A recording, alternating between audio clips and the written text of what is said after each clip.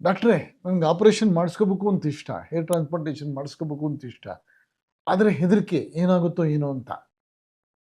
ಈ ಥರ ಪ್ರಶ್ನೆನ ನಮಗೆ ಪೇಷಂಟ್ಗಳು ಕೇಳ್ತಾರೆ. ಸೊ ಅವ್ರಿಗೆ ಉತ್ತರ ಸಿಕ್ಕಿ ನಾನು ಈ ವಿಡಿಯೋ ಮಾಡ್ತಾ ಇದ್ದೀನಿ. ನಾನು doctor Venkatram Mysore, consultant dermatologist, hair transplant surgeon, Venkat centre for aesthetic health, Banashankari, Vijayanagar, Cunningham road, Bangalore.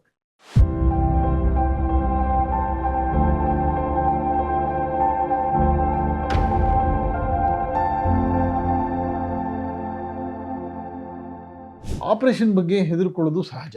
ಯಾವ ಆಪರೇಷನ್ ಬೇಕು ಅಂದರೂ ಹೆದರಿಕೆ ಆಗುತ್ತೆ. ಒಂದು ಸಣ್ಣದಾಗಿ ಹಲ್ಲು ಕೀಳಿಸ್ಕೊಳ್ಳೋಕ್ಕೂ ಹೋಗಕ್ಕೆ ಮುಂಚೆ ಅಯ್ಯೋ ಏನಪ್ಪ ಏನಾಗುತ್ತೋ ಏನೋ ಅಂತ ಭಯ. ಅದರಲ್ಲಿ ಆಶ್ಚರ್ಯ ಪಡುವಂಥದ್ದು ಏನೂ ಇಲ್ಲ. ಆದರೆ ಆ ಹೆದರಿಕೆ ಅನ್ನೋದು ಏನಕ್ಕೆ? ಒಂದು ಏನಾಗುತ್ತೋ ಏನೋ, ನಾವು ಯಾವತ್ತೂ ಮಾಡಿಸ್ಕೊಂಡೇ ಇಲ್ಲ, ಅದೊಂದು ಹೆದರಿಕೆ. ನಾವು ಯಾವುದು ಅನುಭವಿಸ್ದೇ ಇರುವಂಥದ್ದು, ಹೊಸದಾಗಿರುವಂಥದ್ದು, ನಮಗೆ ಗೊತ್ತಿಲ್ಲದೆ ಇರೋದ್ರ ಬಗ್ಗೆ ನಮಗೆ ಹೆದರಿಕೆ ಜಾಸ್ತಿ.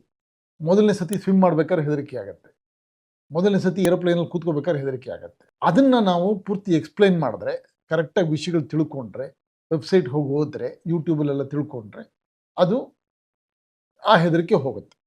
ಸೊ ಆದ್ದರಿಂದ ಮೊದಲ ಪ್ರಶ್ನೆ ಸರಿಯಾಗಿ ಅರಿವು ಮೂಡಿಸೋದು, ವಿಷಯಗಳನ್ನು ಸರಿಯಾಗಿ ತಿಳಿಸೋದು. ಅದಕ್ಕೆ ನಮ್ಮ ವೆಬ್ಸೈಟ್ಗೆ venkatcenter.com ಹೋಗ್ಬೋದು. ಯೂಟ್ಯೂಬಲ್ಲಿ ನಮ್ಮದು ಬಹಳಷ್ಟು ವಿಡಿಯೋಗಳಿದೆ, ಕನ್ನಡದಲ್ಲೂ ಇದೆ, ಇಂಗ್ಲೀಷಲ್ಲೂ ಇದೆ, ಅದನ್ನು ತಿಳ್ಕೊಬೋದು. ಅದೇ ಥರ ಬೇರೆ ನಮ್ಮ ಪಬ್ಲಿಕೇಶನ್ಸ್ ಇದೆ, ಗೂಗಲ್ನಲ್ಲಿ ಇನ್ಫಾರ್ಮೇಷನ್ ಸಿಗುತ್ತೆ, ಅಸೋಸಿಯೇಷನ್ ವೆಬ್ಸೈಟ್ಸಲ್ಲಿದೆ, ಅದನ್ನೆಲ್ಲ ಹೋದರೆ ಪೂರ್ತಿ ವಿಷಯಗಳು ತಿಳ್ಕೊಳ್ಳುತ್ತೆ. ಇದರಲ್ಲಿ ಮೊದಲನೇದಾಗಿ ಪೇಷಂಟ್ಗಳು ಮಾಡಬೇಕಾಗಿರೋದು ಇದ್ರ ಬಗ್ಗೆ ಪೂರ್ತಿ ವಿಷಯಗಳನ್ನು ತಿಳ್ಕೊಳ್ಳೋದು. ಅವುಗಳಲ್ಲಿ ಕೆಲವು ವಿಷಯಗಳು ಮುಖ್ಯ. ಒಂದು ಹೆದರಿಕೆ ಏನು ಅಂತಂದರೆ, ಇದು ಆಪರೇಷನ್ ಮಾಡಿಸ್ಕೊಂಡ್ರೆ ನಮ್ಮ ಬ್ರೈನ್ಗೆ ಏನಾಗುತ್ತೋ ಅಂತ. ಇದು ಬ್ರೈನ್ ಆಪರೇಷನ್ ಅಲ್ಲ, ತಲೆ ಆಪರೇಷನ್, ಚರ್ಮದಲ್ಲಿ ಆಪರೇಷನ್. ನಾವು ಹೋಗೋ ಡೆಪ್ತು ಕೂದಲಿನಲ್ಲಿ ಬರೀ 4ರಿಂದ 5 ಮಿಲಿಮೀಟ್ರು ಬುಡ ಇರೋದು. ನೀವು ಇದ್ರಲ್ಲಿ ಕಾಣಿಸ್ತಿದೆ ನೋಡ್ಬೋದು, ಇದು ಬುಡ. ಇಲ್ಲಿಂದ ಇಲ್ಲಿಗೆ ಬರೀ 4 ಮಿಲಿಮೀಟ್ರ್ ಆಗುತ್ತೆ. ಬ್ರೈನ್ ಇರೋದು ಸ್ಕಲ್ ಒಳಗಡೆ 4-5 ಸೆಂಟಿಮೀಟ್ರು. ಆದ್ದರಿಂದ ಬ್ರೈನ್ಗಾಗಲಿ, ಮೆಮೊರಿಗಾಗಲಿ, ಇಂಟೆಲಿಜೆನ್ಸ್ಗಾಗಲಿ ಸಂಬಂಧನೇ ಇಲ್ಲ. ಸೊ ಇದು ಎಲ್ಲರೂ ತಿಳ್ಕೊಬೇಕಾಗಿರುತ್ತದು. ಬ್ರೈನ್ ಆಪರೇಷನ್ ಅಲ್ಲ, ಹೆಡ್ ಆಪರೇಷನ್ ಅಲ್ಲ, ತಲೆ ಆಪರೇಷನ್ ಅಲ್ಲ, ಚರ್ಮದಲ್ಲಿ ಆಪರೇಷನ್, ಕೂದಲಿಗೆ ಆಪರೇಷನ್. ಇನ್ನೊಂದು ಹೆದರಿಕೆ ಏನು ಅಂದರೆ, ಮಾಡಿಸ್ಕೊಂಡ್ರೆ ಸಕ್ಸಸ್ ಆಗುತ್ತೋ ಇಲ್ವೋ, ದುಡ್ಡು ಖರ್ಚು ಮಾಡಿಬಿಟ್ಟು ದುಡ್ಡು ಹೋಯ್ತು, ಕೂದಲು ಬರಲಿಲ್ಲ ಅಂತ ಆಗುತ್ತೋ ಇಲ್ವೋ ಅಂತ. ಅದಕ್ಕೆ ನೀವು ತಿಳ್ಕೊಬೇಕಾಗಿರೋದು 2 ವಿಷಯ.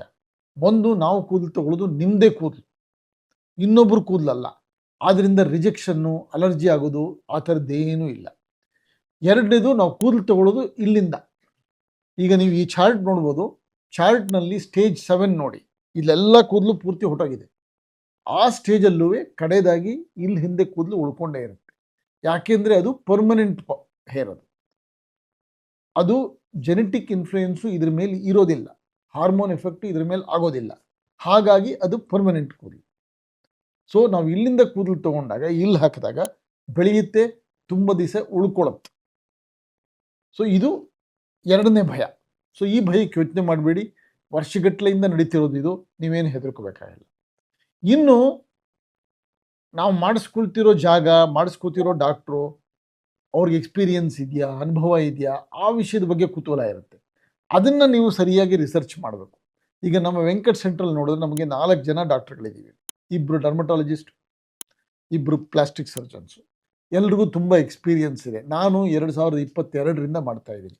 ಬೆಂಗಳೂರಿನಲ್ಲಿ, ಇಂಡಿಯಾದಲ್ಲೇ ನಾವು ಮಾಡಿದಾಗ ಬೆರಳಲ್ಲಿ ಎಣಿಸೋಷ್ಟು ಜನ ಇರ್ತಿದ್ರು. ಸೊ ನಾವು ಇದರಲ್ಲಿ ಪಯನೀರ್ಸು. ಹಾಗಾಗಿ ನಮಗೆ ತುಂಬ ಅನುಭವ ಇದೆ. ನಮ್ಮ ನರ್ಸ್ಗಳೆಲ್ಲ 20 ವರ್ಷದಿಂದ ಮಾಡ್ತಿದ್ದಾರೆ, ಸಾವಿರಾರು ಪೇಷಂಟ್ಗಳಿಗೆ ಮಾಡಿದ್ದೀವಿ. ಆದ್ದರಿಂದ ಅದರ ಬಗ್ಗೆ ಯೋಚನೆ ಮಾಡಬೇಕಾಗಿಲ್ಲ. ಇನ್ನು ಭಯ ಏನು? ನೆಕ್ಸ್ಟು ಕಾಂಪ್ಲಿಕೇಶನ್ಸ್ ಬಗ್ಗೆ ಭಯ. ಏನಾಗ್ಬಿಡುತ್ತೋ, ಇನ್ಫೆಕ್ಷನ್ ಆಗುತ್ತಾ, ಕೂದಲೆಲ್ಲ ಬಿದ್ದೋಗ್ಬಿಡುತ್ತಾ, ಈ ಥರ ಭಯ. ಇನ್ಫೆಕ್ಷನ್ನು ತಲೆಯಲ್ಲಿ ತುಂಬ ರೇರು. ಸರಿಯಾದ ಪ್ರೋಟೋಕಾಲ್ಸ್ ಅಬ್ಸರ್ವ್ ಮಾಡಿದ್ರೆ, ಆ್ಯಂಟಿಸೆಪ್ಟಿಕ್ ಪ್ರಿಕಾಷನ್ಸ್ ತೊಗೊಂಡ್ರೆ ಇನ್ಫೆಕ್ಷನ್ ಆಗೋ ಸಾಧ್ಯತೆ ಇಲ್ಲ. ನಮ್ಮಲ್ಲಿ ಒಳ್ಳೊಳ್ಳೆ ಆಪರೇಷನ್ ಥಿಯೇಟರ್ಗಳಿದೆ. ಇಲ್ಲಿ ನೋಡ್ಬೋದು ಆಪರೇಷನ್ ಥಿಯೇಟರ್ ಫೋಟೋಗಳು, ಟಾಪ್ ಕ್ಲಾಸ್ ಆಪರೇಷನ್ ಥಿಯೇಟರ್ಸ್. ಅಲ್ಲಿ ನಾವು ದೊಡ್ಡ ದೊಡ್ಡ ಆಪರೇಷನ್ಗಳು ಮಾಡ್ತೀವಿ. ಹಾಗಾಗಿ ಎಲ್ಲ ಪ್ರೋಟೋಕಾಲ್ಗಳನ್ನು ನಾವು ಫಾಲೋ ಮಾಡ್ತೀವಿ. ಈ ಪ್ರೋಟೋಕಾಲ್ಗಳನ್ನು ಬರೆದಿರೋದೇ ನಾವು ನೋಡಿ. ಇಲ್ಲಿ AHRS ಗೈಡ್ಲೈನ್ಸ್ ಇದೆ, IADVL ಗೈಡ್ಲೈನ್ಸ್ ಇದೆ. ಈ ಗೈಡ್ಲೈನ್ಸ್ ಎಲ್ಲ ಬರೆದಿರೋದೇ ನಮ್ಮ ಗ್ರೂಪ್. ಹಾಗಾಗಿ ಅದನ್ನೆಲ್ಲ ನಾವು ಪೂರ್ತಿ ಫಾಲೋ ಮಾಡೋದ್ರಿಂದ ಇನ್ಫೆಕ್ಷನ್ ಬಗ್ಗೆ ನೀವು ಹೆದರ್ಕೋಬೇಕಾಗಿಲ್ಲ. ಇನ್ನು ಬಾಕಿ ಕಾಂಪ್ಲಿಕೇಶನ್ಸು ಕೆಲವೆಲ್ಲ ಮೈನರು. ಡಾಕ್ಟ್ರೆ ಕಣ್ಣು ಮುಖ ಎಲ್ಲ ಊದ್ಕೊಂಡ್ಬಿಡುತ್ತಂತೆ, ಹೌದಾ? ಆಪರೇಷನ್ ಆದಮೇಲೆ ಸ್ವಲ್ಪ ಮಟ್ಟಿಗೆ ಊದ್ಕೊಳ್ಳೋದು ಸಹಜ. ಅದು 3 ದಿವಸ ಇರುತ್ತೆ, 4 ದಿವಸ ಇರುತ್ತೆ. ಅದನ್ನು 4 ದಿವಸ ಆದಮೇಲೆ ಹೊರಟೋಗುತ್ತದು. ಇನ್ನು ನಾವು ಕೆಲಸಕ್ಕೆ ಹೋಗ್ಬೋದಾ, ಎಷ್ಟು ದಿವಸ ಲೀವ್ ಹಾಕ್ಬೋದು, ಈ ಥರದ್ದೆಲ್ಲ ಭಯ ಇರುತ್ತೆ. ಇದು ಸಿಂಪಲ್ ಆಪರೇಷನ್ನು. ಆಪರೇಷನ್ ಮಾಡಿಸ್ಕೊಂಡು ಮಾರನೇ ದಿವಸನೇ ನೀವು ಕೆಲಸಕ್ಕೆ ಹೋಗ್ಬೋದು. ಹೆಲ್ಮೆಟ್ ಹಾಕ್ಕೊಳ್ಬೋದು, ಕ್ಯಾಪ್ ಹಾಕ್ಕೋಬೋದು, ಅದಕ್ಕೆಲ್ಲ ಏನು ತೊಂದರೆ ಇಲ್ಲ. ಆಪರೇಷನ್ ಮಾಡಿಸ್ಕೊಂಡ್ಮೇಲೆ ಜಿಮ್ಗೆ ಹೋಗೋಕ್ಕಾಗ್ತೋ ಇಲ್ವೋ, ಈ ಥರ ಇರುತ್ತೆ. ಒಂದು ವಾರ ಆದಮೇಲೆ ನೀವು ಜಿಮ್ಗೆ ಹೋಗ್ಬೋದು. ಇನ್ನೊಂದು ಭಯ ಜನಗಳಿಗೆ ಏನು ಅಂತಂತಂದರೆ, ನೋವಾಗುತ್ತಾ ಅಂತ, ಎಷ್ಟಾಗುತ್ತೋ ಏನು ಕಥೆಯೋ ಅಂತ. ಇದ್ರ ಬಗ್ಗೆ ನಾನು ನಿಮ್ಗೆ ಆಶ್ವಾಸನೆ ಕೊಡ್ತೇನೆ, ನೋವು ಆಗೋದಿಲ್ಲ. ಅನಸ್ತೀಶಾ ಕೊಟ್ಟ ಮೇಲೆ ಯಾವ ತರಹ ನೋವು ಇರಲ್ಲ. ರಾತ್ರಿ ಪೂರ್ತಿ ತುಂಬ ಕಂಫರ್ಟಬಲ್ ಆಗಿರ್ತೀರ, ನಿದ್ದೆ ಫಸ್ಟ್ ಕ್ಲಾಸಾಗಿ ಬರುತ್ತೆ. FUನಲ್ಲಿ ನೋವು ಇರೋದೇ ಇಲ್ಲ, ಹೆದರ್ಕೊಳ್ಬೇಡಿ, ಧೈರ್ಯವಾಗಿ ಮಾಡಿಸ್ಕೊಳ್ಳಿ. ಇನ್ನು ಹಿಂದೆ ಒಂದು FUT ಅಂತ ಒಂದು ಮೆಥಡ್ ಇತ್ತು, ಸ್ಟ್ರಿಪ್ ಮೆಥಡ್ ಅಂತ. ಇಲ್ಲಿಂದ ಪೀಸ್ ತೊಗೊಂಡು ಹೊಲಿಗೆ ಹಾಕ್ತಾ ಇದ್ವಿ. ಆ ಹೊಲಿಗೆ ಬಗ್ಗೆ ತುಂಬ ಜನಕ್ಕೆ ಭಯಗಳಿರ್ತಾ ಇತ್ತು.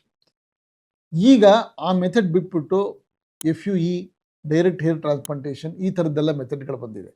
ಹಾಗಾಗಿ ಮಾರನೇ ದಿವಸಕ್ಕೆ ಹೀಲಾಗ್ಬಿಡುತ್ತೆ. ಆ ಥರ ವಾಸಿ ಆಗಲ್ಲ, ಹೀಲ್ ಆಗಲ್ಲ, ಗಾಯಗಳಾಗತ್ತೆ, ಆ ತರಹ ಭಯಕ್ಕೆ ಕಾರಣ ಇಲ್ಲ.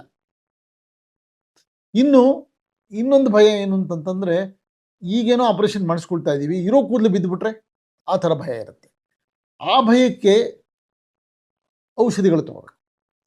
ಔಷಧಿಗಳನ್ನು ತಗೊಂಡು PRP ಮಾಡಿಸಿ ಕೂದಲನ್ನು ಉಳಿಸ್ಬೇಕು. ಸೊ ಹೀಗೆ ನೀವು ನೋಡಿದ್ರೆ ಎಲ್ಲ ರೀತಿ ಭಯಗಳಿಗೂ ಸರಿಯಾದ ಒಂದು ಎಕ್ಸ್ಪ್ಲನೇಷನ್ ಇದೆ. ಅದನ್ನು ನೀವು ಸರಿಯಾಗಿ ವಿಷಯ ತಿಳ್ಕೋಬೇಕು. ಅತಿಯಾಗಿ ಟೆನ್ಷನ್ ಮಾಡ್ಕೊಳ್ಳೋ ಅವಶ್ಯಕತೆ ಇಲ್ಲ. ಇದು ಸಿಂಪಲ್ ಸರ್ಜರಿ.